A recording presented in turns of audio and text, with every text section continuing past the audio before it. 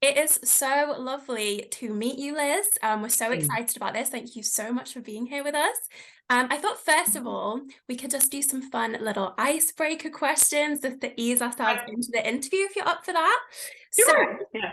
first of all, quite a controversial question, maybe. Who is your favorite disciple? Mary or Liz's favorite? Actually, it might You be know the what? same. Well, hit us with either, whichever. I think they both, Liz and Mary, Matthew Paris. Oh, love Matthew. Yeah, So I know that Mary loves Matthew so much, but personally, I love the story of Matthew and his character arc and where he's going, and then just personally Paris's performance of like knowing Paris and knowing the character they're so different. And he just like snaps right into character, and it's just incredible to witness and learn from. So yeah, so as an actor, then also as the character. That's amazing. Yeah, absolutely love Matthew. I mean, love all of them, but yeah, his character arc is just something else, isn't it? Okay, Yeah. second icebreaker question. Which has been your favorite season to work on so far on The Chosen? Oh, I'm gonna go ahead and say this season 3. And I feel like everyone else is going to disagree with that because most of the other actors were out doing, like, all the guys were doing the big feeding of the 5,000 and like out in Texas heat for days, and everyone was exhausted, and like they all had really intense like physical sort of exhaustion from the season. But all of my scenes were like indoors with like one other person, so they were my favorite types of scenes, really intimate, sort of emotionally connected scenes. Yeah. And I feel like I got to like connect with lots of different characters this season, on a one-on-one basis. And that is my absolute favorite for scenes for acting. Yeah, that's easy. I mean, from my perspective, it just keeps getting better. So I imagine that you'll just keep saying this season, Yeah, each season it'll, yeah. Amazing. Okay, final icebreaker question. Who is your favorite couple on The Chosen? Are you more of a Simon and Eden kind of gal, or do you prefer Rayma and Thomas? I know this is really hard. That's, or is it just those two couples, right? I mean, no one else is, yeah, right? I think so, yeah. Oh, there's also Nicodemus and his wife, which I yes, adore. we love them. It's a hard one to choose. I like them both for different reasons. I love the honesty between Simon and Eden. Yeah. Up until season 3, where suddenly they're like not quite communicating, and that there's something wrong with in that for them. But I also think seeing that, and like it's a very realistic depiction of marriage, I think, of just like, you clearly love each other so much, and then you're like almost doing things because of that love and trying to protect each other from pain or hurt or anything. And I think that's really well done between the two of them. But I think I am most like tickled whenever Rayma and Thomas are interacting, especially in season 3. Like they have some of the like just the most adorable and like cutest moments. It's a little awkward. It's new love. They're like giddy around each other. I remember like guffawing in the theater a few times by like an awkward like moment that's like a pause. It's a little too long. And both of their performances are very like, it's very nuanced, but it's so funny and so realistic. Again, it's just adorable. So don't make me choose is what I'm saying. I won't. We'll leave it there for that one. But yeah, absolutely love both of them as well. They're just amazing and so realistic, as you've said. Yeah. So those are our icebreakers. Nice. And we're so, as we said, excited to be chatting to you. The Chosen season 3 finale is going to be in cinemas across the UK. So we are just literally ecstatic about that. And we're going to be talking to you a little bit more about that later. Cool. But yeah, so just to introduce ourselves, my name's Louisa. And I'm Anna. So we're interviewing you on behalf of Christians in Media, who work to support and encourage Christians who, funnily enough, work in the media industry. Wonderful. As young Christian females ourselves, me and Louisa were on the mentorship programme last year, Mhm. And that was such a privilege. It gave us the opportunity to work with different people across all different sectors of the media with some incredible experiences, and we got the opportunity to grow professionally and in our faiths. And Wonderful. we're so thankful to them for that. It was But amazing. as Christians in the media industry, what advice would you give to us? Oh, that's a great question. I think what the Chosen is doing and it's really like put a spotlight on Christian media. I think sometimes the attitude towards Christian media by the rest of the world is this sort of like, oh, it's a little cheesy, or it's a little like so wholesome it's not realistic, or maybe even sanitized. And I think what the Chosen is doing is showing very real, raw, sometimes uncomfortable scenarios that are very human. And I think that's the thing that people are relating to when they watch it. I mean, when we first meet Mary Magdalene, she is, going through trauma and PTSD, and she is drinking her problems away. She's trying to numb herself. So there's this self-medicating thing. And in season 2, she goes back to it when she gets triggered, which is a very human thing. And it's not we're not shying away from the reality of what it is to be human and to have anxieties and fears and make mistakes. And for a lot of the characters, it's just like they're real people. They're not saints yet. They're just people, and they're struggling, and we can see how they're transformed by meeting Jesus. But even after that, life is still a struggle. And I think the problem with a lot of Christian media in the past has been kind of avoiding that struggle and not even really showing it of like, okay, I'm saved and now everything's perfect. Well, you're living in this world, and like nothing can be perfect in this world. So there's an honesty, I think, that's coming through of like what it is to really be human. And I'm seeing that shift across the rest of like Christian media. Like there's this, I think, new confidence in really telling authentic stories in a sincere way that doesn't shy away from the reality of being human. And I think there needs to be some sort of differentiation between Christian media and family-friendly media.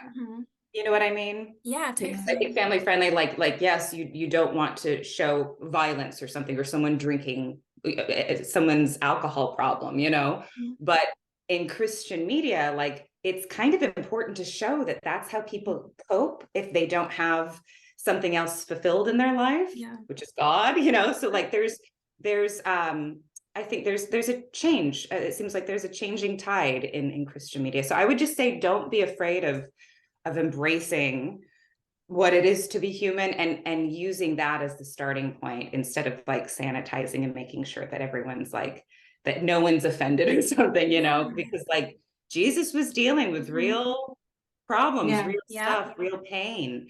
And that doesn't always look, pretty. Yeah, definitely. I think that's you've just kind of put to words this thing which I think we're all feeling about The Chosen, which is that it has just been this shift. And yeah, you're right, like seeing across different Christian films that I'm watching now, I'm like, hold on a second, like this is so real now. And The Chosen's almost like opened it up. We absolutely love that. Yeah, that's amazing. And so I think one of the things that we have kind of talked about, not struggling, I guess, but it's just sometimes a difficult balance to kind of move between like more secular projects and more faith-based projects. Just wondering if you could kind of speak to your experience of doing that. I think the idea of differentiating between secular and faith-based it's not a hard line. Yeah. I don't think there's like, oh, this project was created by someone who's not Christian, so it's completely secular. But if you look at it, you may actually be like inspired by it and like uplifted and feel connected to God through it. At the same time, I may watch something by a Christian filmmaker, and it's a Christian media, and it leaves me feeling sort of like I feel not quite as connected. So I think there's maybe a discernment that is required in what we watch and in what we make too, Mm. of like, what is the purpose of this project? Is this to even, I mean, I'm thinking of like horror films. Like, is this meant to just scare people? Okay, you probably don't want to do that, right? But some horror films are used as catharsis to work through some very complicated fears. And by the end of it, you're sort of like, I'm not scared of that thing anymore, right? So I think that it's just sort of determined by the person, the individual, and what they're wanting out of media and what they're wanting to create in this world. To me, I think Christian values can be infused and embedded in lots of media across the board, without necessarily having that label.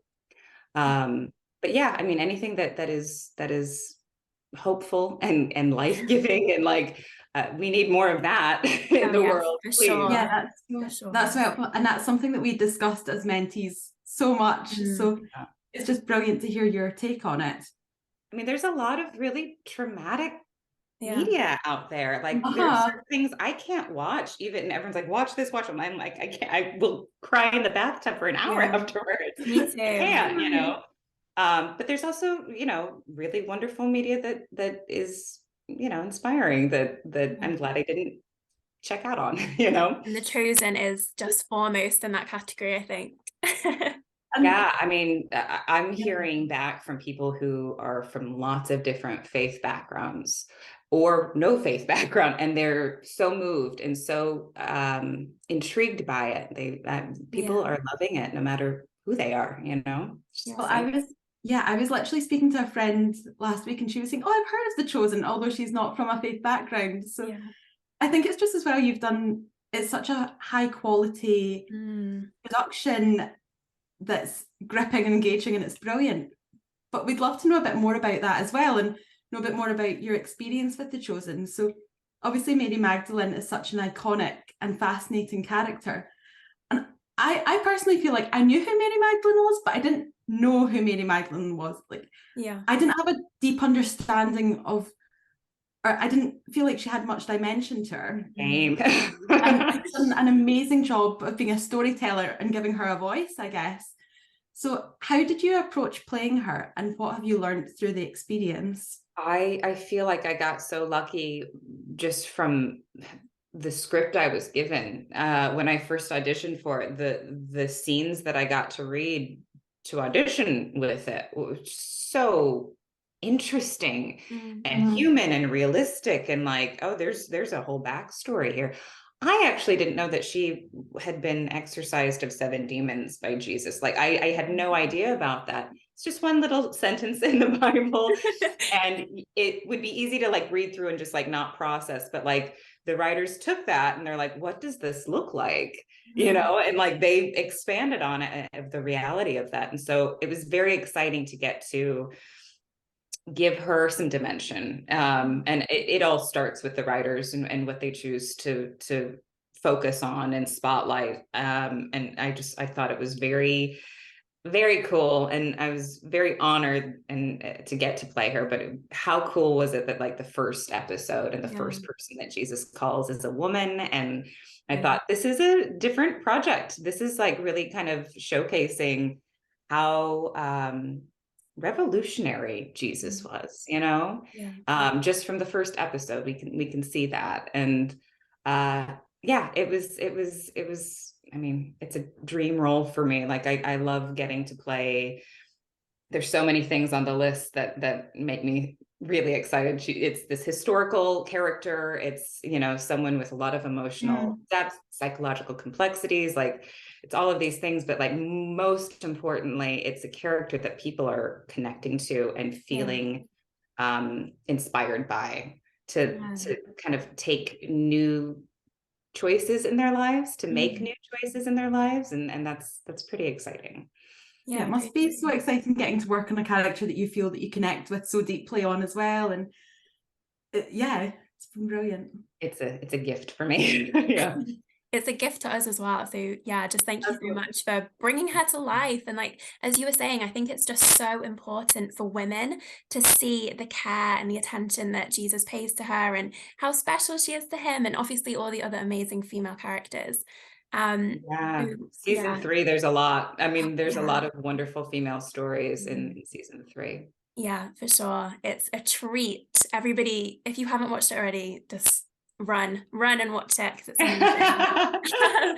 But we are going to have to wrap up this interview in just a couple of minutes. So before I ask the last question, I just want to say this is on behalf of Anna and I, but I know so many people who are going to watch this interview who are huge fans of The Chosen. So I want to say thank you, because as we've kind of touched on in this interview, The Chosen has really like opened up conversations, not just for, Christians, like it's happening in my Christian friendship groups at churches, but also, as we were saying, for non-Christians, to have something that's so impactful, so high quality. You guys just put your heart and soul into it. So just thank you so much. This is something that Thank we you. are, just so proud. We're like, yes, this is a Christian faith-based project that's amazing and everybody has to watch Something for everyone to be proud of. it. Yes. Yeah, That's, for thank you sure. for that. Yeah. That's beautifully said. And it's yeah, exciting to be a part of. It's amazing. And as we've said, the season 3 finale is going to be on the biggest screen. We are so excited, and it's going to be across the UK. I already have my tickets. I'm going with my Yay. church girls. We're going to go and see it, and we're so excited. But we just wanted to say, why is it made for the big screen, the season 3 finale? Oh, What can oof. not obviously you can't give away too much, but what can we expect Sure, from no. this, and why should we go to the cinema to watch it? So many reasons. I can't give anything away, but like Yeah. everyone's just gonna have to trust me that like these 2 episodes are going to be epic, epic. We've been, even in season 2, I think the Sermon on the Mount was a very epic experience too. But like, imagine that, but like magnified. Like there's